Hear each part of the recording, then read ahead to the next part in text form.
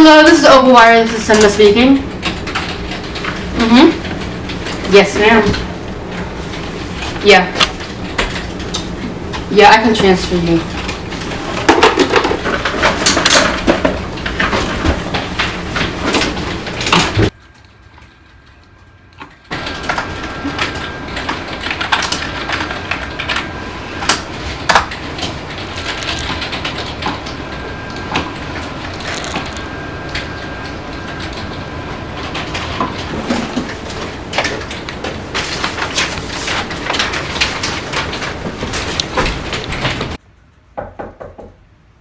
Come in. Hi. Here's my assignment. I finished it. Okay, thank you. No problem.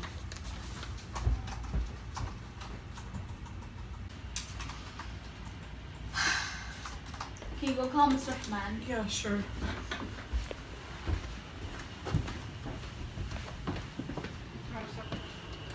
Dana, Miss Diab wants you in her office.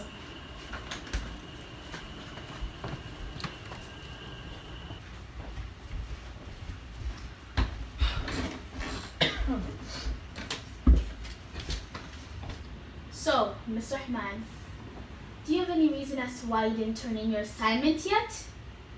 You do know this is one of the most important issues for this company, and you didn't turn it in? How could you forget something this important? I had more faith in you. Why would you do something like that? You know what? You won't be getting your paycheck this month. Now get out. I can't believe you would do something that reckless, that disgusting. You had the audacity to go steal someone's work and claim it as your own. How can you do something like that? How can you be so morally corrupt as to do that in a working environment? You know what? Can you go call Mr. Rahman? Yeah, sure.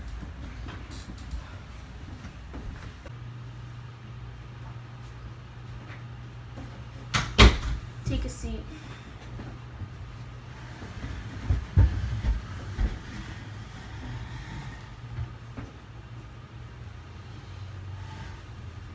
Mr. Rahman, you're one of our most valued employees here, and you're incredibly hardworking and honest.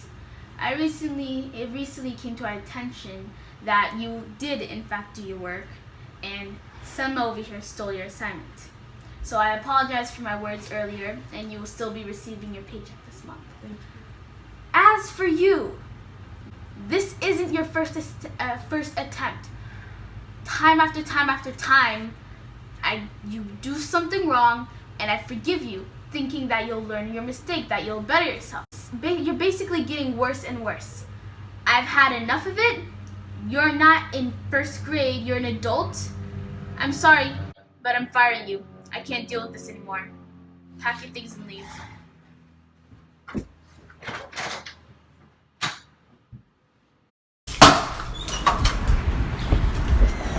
Wait, hey. Do you want to go out for some coffee sometime?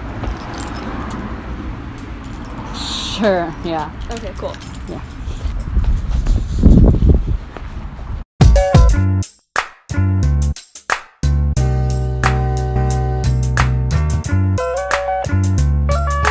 Hey, I don't want to be rude or anything, but why'd you invite me? I just felt like you needed a break after all that.